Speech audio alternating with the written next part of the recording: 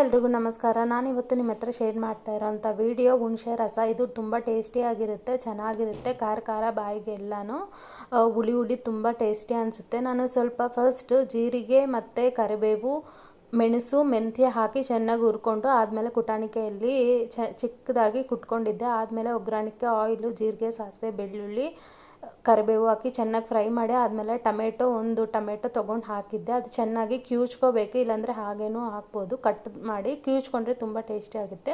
ಹುಣಸೆ ಹುಳಿ ಎತ್ತಿಟ್ಕೊಂಡಿದ್ದೆ ಅಲ್ಲ, ಆ ಹುಣಸೆ ಹುಳಿಗೆ ಕರಿಬೇವು ಮತ್ತು ಕೊತ್ತಂಬರಿ ಹಾಕಿ ಚೆನ್ನಾಗಿ ಇದು ಮಳ್ಳಿಸ್ಬೇಕು.